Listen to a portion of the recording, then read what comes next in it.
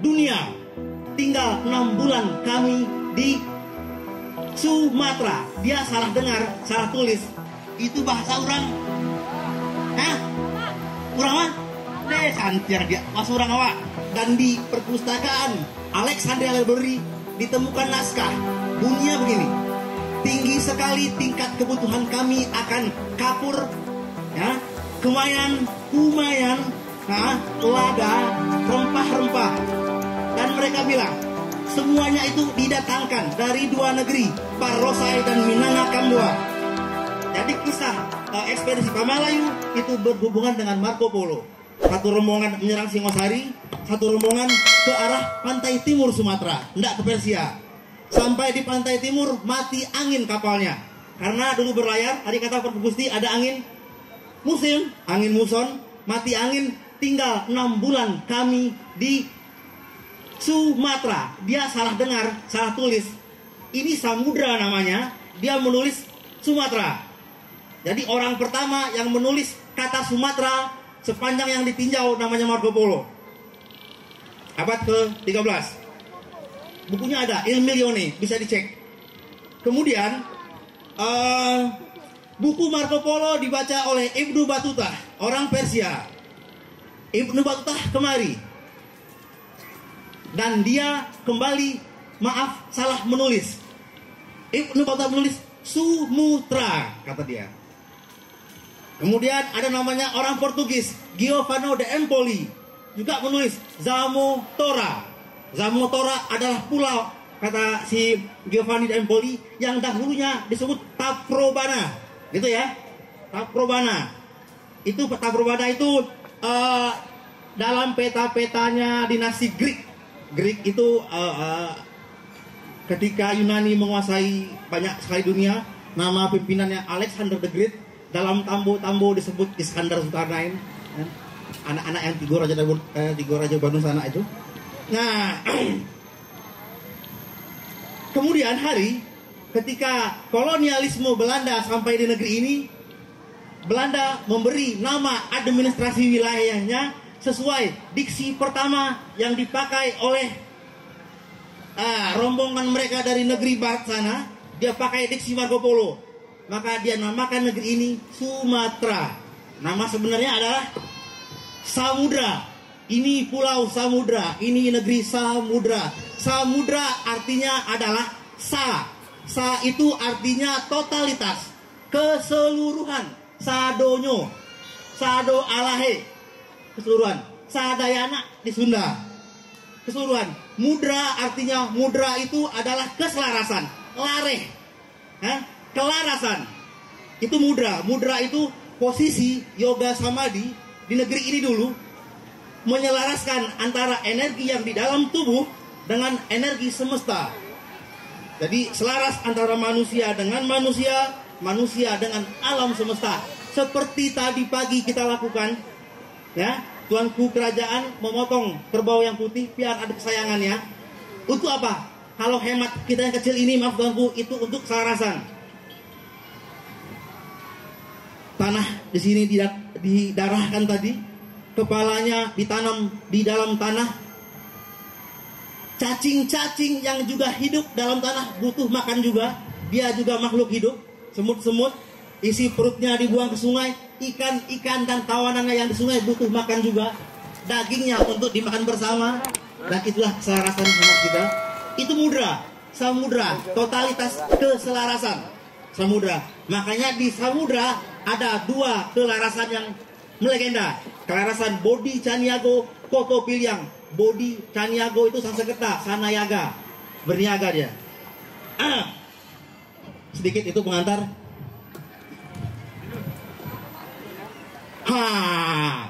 Dunia. Ini Arab, ini Mesir, ini Arab, itu Turki, itu Venesia Marco Polo, ini Eropa Utara, Portugal, Spanyol, Inggris, Belanda di sini. Ya. Ayen apa? Letakkan di situ, lihat. Terus lagi. Ayen apa? Sepanjang sejarah dunia, dimanapun di dunia, mana yang punya bahasa ayen apa? Cek. Itu bahasa orang. Hah? Orang apa? Santiar dia. Bahasa orang apa? Ayen apa? Lihat. Bagaimana sampai aya napa nama pulau itu tepi laut? Aya napa batunya keras. Aya napa? Kok bisa? Apakah betul nenek moyang kita datang dari teori Thailand itu Hindia Belanda, atau nenek moyang kita yang keluar, atau ada pertemuan? Ya, kita tidak bilang nenek moyang kita yang paling hebat, tapi pertemuan. Tapi kalau dibilang kita selalu orang datang, ilmu datang, tunggu dulu. Hah? Kita juga punya ilmu pengetahuan. Nenek moyang kita orang-orang hebat. Lihat ini. Terus. Lihat. Ya. Awas.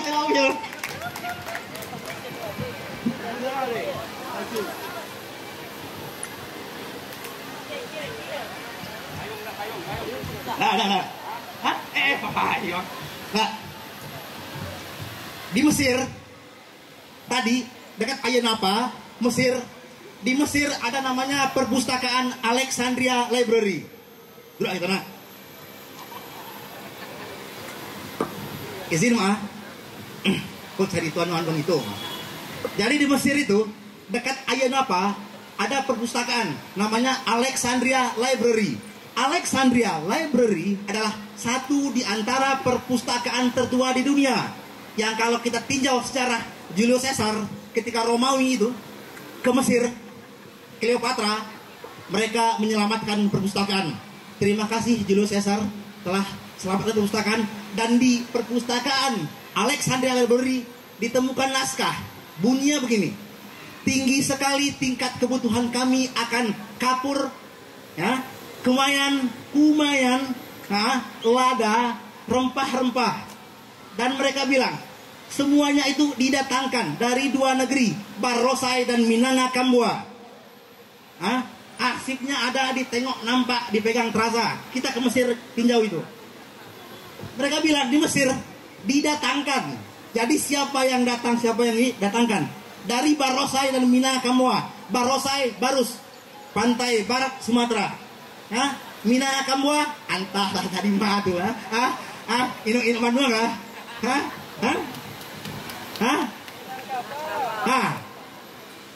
Antah mah tatu terus Pak. Minangkabau kamu ya. Bagaimana cerita orang dari negeri samudera ini sampai ke sana? Dalam Sirah Nabawiyah, ya, kalau kita mengkaji ada bahasa di Sara bahasa di Kitabulah adalah waris Muhammad SAW. Biografi pertama kali yang mengulas Muhammad, Sirah Nabawiyah, Ibnu Hisam penulisnya. Bisa dibaca bukunya nanti, ada PDF-nya di internet, bisa dicek, downloadlah gratis. Dalam Sirah Nabawiyah dijelaskan Muhammad bin Abdullah muda berusia 25 tahun membawa dagangan Siti Khadijah dari Mekah ke negeri Sam. Sam tadi apa? Suriah, Palestina, dekat Israel sana, naik sedikit Turki, ya. Dekat Ayanapa, ya. Apa dagangan yang dibawa oleh Muhammad? Coba. Apa sebetulnya dagangan Siti Khadijah, janda kaya di Mekah yang kemudian diperistri oleh Muhammad bin Abdullah? Apa dagangannya? Ini cermin tiada kabur, kumayan, rempah-rempah, cek, bisa dicek dari mana kumayan datang. Negeri Arab ada kumayan, tumbuh kumayan, di mana kumayan tumbuh?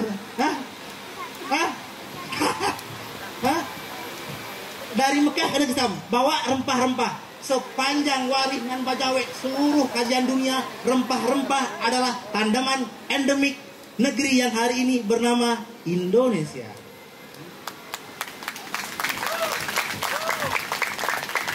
Tepuk tangan mana gitu. Kalau udah tepuk tangan tuh biasanya udah selesai itu. Masih ada lah. Ya, ada lah. Pernah. Bagaimana mereka sampai samudra, ya? Jadi kalau dendang lagu nenek moyangku, seorang pelaut, Ibu Sud yang bikin, ada kisah kenapa ibu membuat lagu nenek moyangku seorang pelaut? Ada yang tahu gak? Nanti kalau mau tahu, malam-malam nanti. Sekarang tak. Nah, laut, ya. Lihat di kota besar, apa nama ada gitu? Hah? Timboruang? Oh? Hah? Haluan kamu di Timboruang adalah falsafat adat orang Hawa. Hah? Rumah gadang tuh, layak rumah gadang, batingke, kamu tinggi sakete, haluan tinggi, haluan kamu di Timboruang, falsafat adat rumah gadang yang indah, paku, layak, bapasa, dan 9 ruang rangkian badir yang di sekalian lihat. Cek, rumah gadang dibuat dengan falsafah mau kuas, mau panjang, mani bangsa bare, falsafah kapal layar, falsafah kapal bercadik. Hah? Buktinya apa? Hah? Kapal tuh kalau indah mau kuas mau panjang, manimbang sobare karam yo. Hah? Hah? Kini kau mau kuas mau panjang manimbang sobare jadi falsafat gitu kan? Hah? Falsafat gitu deh. Awak ibu. Si minum enggak? Nah. Oke, tadi kata Pak Gusti arus. Ternyata dalam ilmu tempo hari kita mengaji ilmu namanya nautika, ilmu pelayaran. Jadi rupanya ilmu pasti dalam dunia ini tidak hanya matahari terbit dari timur ke barat.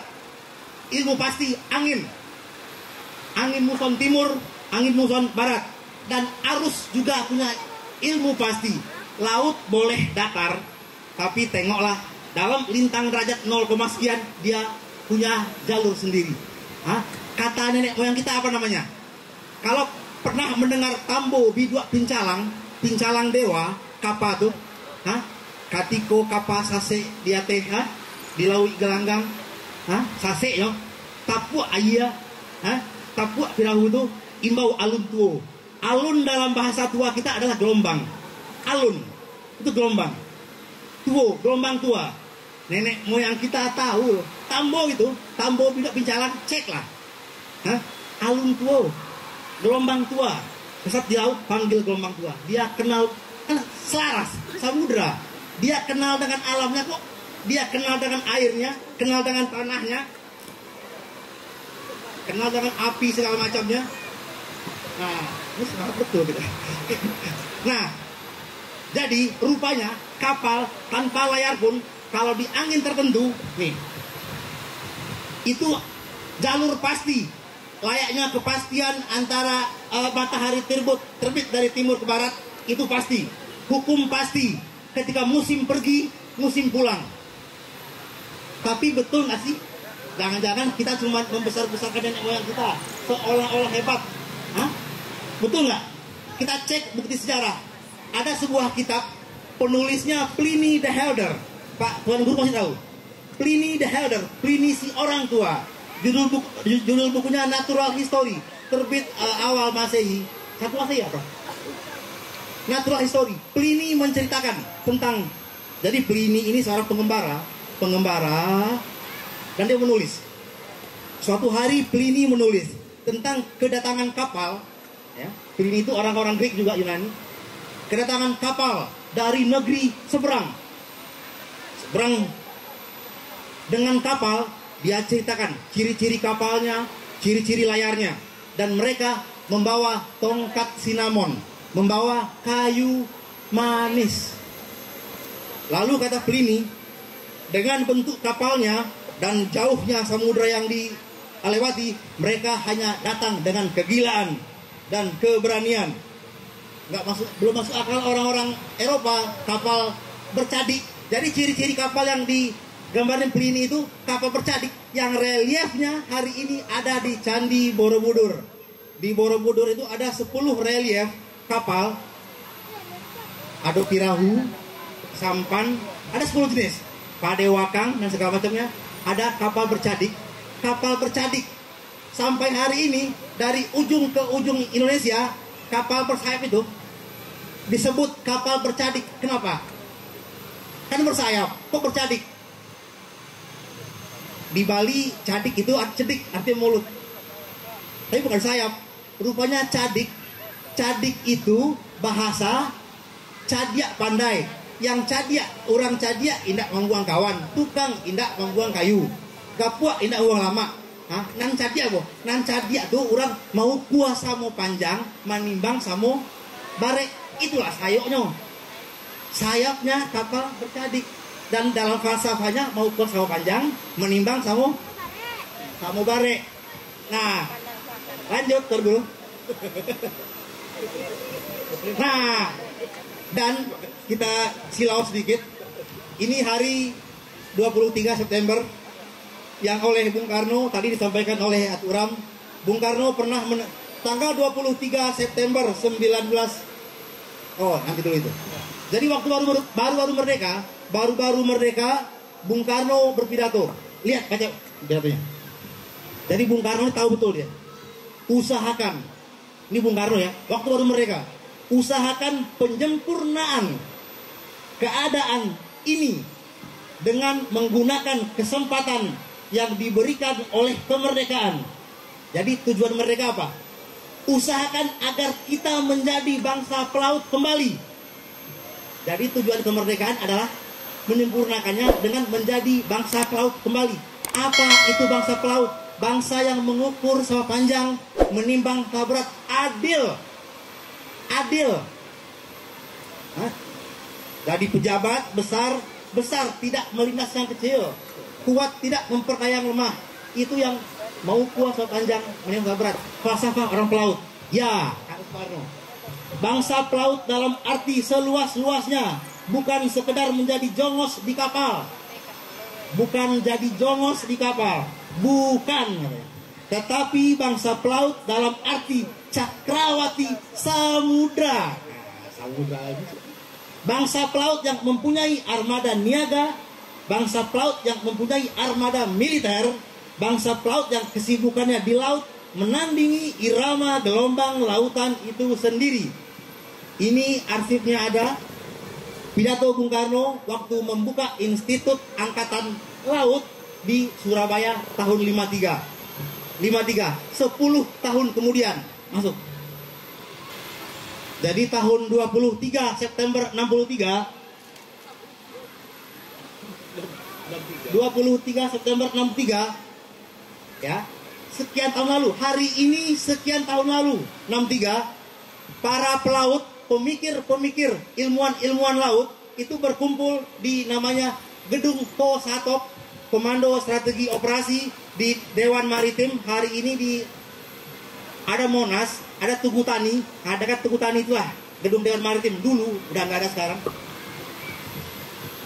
Soekarno berpidato, judulnya Kembalilah Menjadi Bangsa Samudra.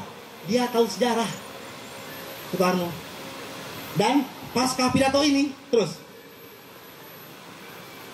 tahun 64 Bung Karno melantik Ali Sadikin dari KKO, sekarang itu marinir ya, menjadi Menteri Maritim, menteri baru dalam kabinet Soekarno. Dari 64 Soekarno bikin menteri baru Maritim, dan tanggal 24 September 64 surat keputusan Presiden nomor 249/64 menetapkan 23 September hari ini sebagai Hari Maritim Nasional. Jadi kita punya Hari Maritim Nasional yang inilah pertama kali dirayakan ya bersama-sama rakyat, pemerintah, yang presiden yang hari ini menjabat ikut mengucapkan selamat kepada rakyat Damasraya. Pak Aram, ada pesan kan? Ya. Presiden kirim pesan, berkirim surat, nanti bisa dibacakan. Jadi Pak Jokowi ada kirim surat ke Pak Aram, nanti mana bacakan ya? Apa rahasia itu? Rahasia? Oh tadi udah? Udah dibacakan tadi. Oh udah, tadi kita keluar. Oke ya, lanjut. Rupanya Ali Sadikin menjabat Tuh, Ali Sadikin jadi pertama kali itu 27 Agustus 64. Pertama kali Menteri Maritim. Di era Rizal Ramli menjadi Menteri Maritim, Menko Maritim, negara butuh. Tadi lupa nih. Jadi rupanya karena lama nggak diperingati, negara lupa. Kita punya Hari Maritim. Buktinya, lihat ya, buktinya ya. Baca. Negara membuat FGD untuk meninjau kembali apakah kita punya hari maritim dan kapan sebaiknya hari maritim ditetapkan. Itu undangan resmi. Belum. Terus. Tadi belum. Tadi belum.